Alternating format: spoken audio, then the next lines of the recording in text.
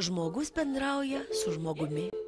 Atrodo taip lengva sėdėti ir klegėti, bet daugeliui tai išties neįveikiama siena. Ja norisi sugriauti, bet nepavyksta. Nori bendrauti paprastai, nuoširdžiai, bet jauti didžiulę įtampą ir nežinia, kas tau gali padėti. Galbūt tie, kurie turi tokias pačias problemas. Ir tarp jų tu nebijai būti atviras ir toks, kokį norėtum save matyti. Ko šiandien būtent norėtumėt? Kas šiandien jums yra aktualu? Aš tai piktas. Aš tai šiandien tikrai gerai jaučiuosi ir, tik tai turiu vieną tokį klausimą, tai norėčiau grupiai šiandien kalbėti. Kaip ir visą laiką gyvenime nieko nevyksta, tai ramiai nusiteikęs esu, tai neturiu daugiau ką pasakyti. Aš tai jaučiu tokį liūdesį nedidelį ir tokį nerimą nedidelį. Aš šiandieną jaučiuosi džiaugsmingai, todėl kad turiu džiaugsmą namuose ir su jumis noriu pasidalinti. O aš tai iš tiesų šiandien nerimauju, kažkaip taip prieš grupę, tiesiog toks nerimas yra sukilęs. Dalyvaujantis grupėje žmogus žino, kad nauda bus tik tai tuo atveju, jeigu jis bus aktyvus. Bet jis turi teisę būti pasyvus ir nieko nesakyti, nieko nedaryti, tiesiog sėdėti ir stebėti. Gyvenimas grupėje vyksta čia ir dabar. Reiškia, kaip jūs grupėje elgiatės, tai taip jūs elgiatės ir už grupės ribų. Ką tai reiškia?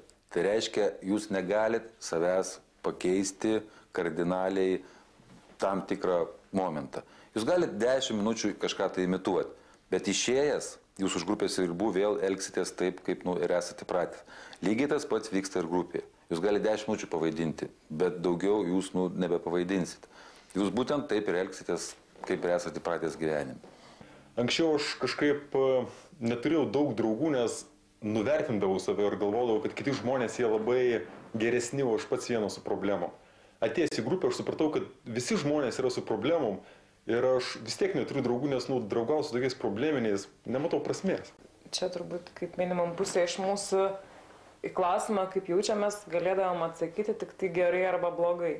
Bet gerai arba blogai netgi nėra klausimas, bet net nėra jausmas. Ir, pavyzdžiui, ką aš išmokau pirmiausia, tai aš pradedu suvokti savo jausmus. Aš pradedu suvokti, kad aš nerimauju, kad aš liūdžiu, kad man linksma, kad, tai yra jausmai.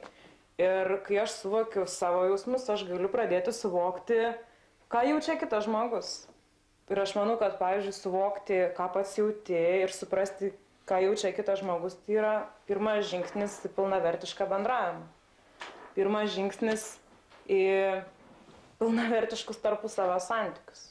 Pavyzdžiui, aš dabar net neįsivaizduoju, kad be šito iš vis gali būti kažkoksai normalus bendravimas tarp dviejų žmonių. Ir ne tik tarp dviejų, turbūt ir tarp daugiau žmonių. Galgi bus ir labai juokinga, bet atėjusi čia į grupę aš išmokau daug gražių lietuviškų būdvardžių, įvardijančių savo būsenas. Ir kas kartą vis ateinu ir netgi prie mūsų lentos pasimokau naujų išraiškų, būsenų, jausenų, su kuriom gyvenu kasdien ir kurių negalėdavau įvardinti ir negalėdavau tiksliai apibūdinti. Čia grupėje šito išmokau. O man iš tiesų grupėje buvo labai svarbus supratimas, kad iš tiesų daug ką galima savyje pakeisti. Ir visiškai nebūtina teisintis charakterio ypatybėm ir kad iš tiesų galima ir reikia keisti tai, kas savyje nepatinka. Iš tikrųjų, reikia dar daug laiko, kad čia suprast, kaip čia kas vyksta. Aš galvoju, grįžęs po grupės namo, aišku, daug ir iš tikrųjų vienintelė nauda kol kas, kurią savo galiu aiškiai pasakyti, kad suprantu labai tai, ką jaučiu ir galiu pasakyti tai, ką jaučiu ir matau kiti žmonės, ką man nori pasakyti. Iš vienos pusės aš matau, kaip jūs keičiate. Tas, kas vyksta grupiai, kokie mes buvom pirmose užsiėmimuose ir kokie mes esam dabar, kad tas mūsų kalbėjimas ir atvirumas yra daug didesnis. Ir tas yra tikrai, ant kitų aš matau, bet mane liūdina tai, kad aš nematau, kaip aš keičiuosi. Aš įsivaizduoju, kad būtent aš pats paskutinis ir suprasiu, ar aš pasikeičiau ir ne, bet kiti žmonės, kaip jie į tave reaguoja, kaip kaip jie jaučiasi su tau esant, su tavim kalbėdami, vat jie tau to ir galėtų pasakyti.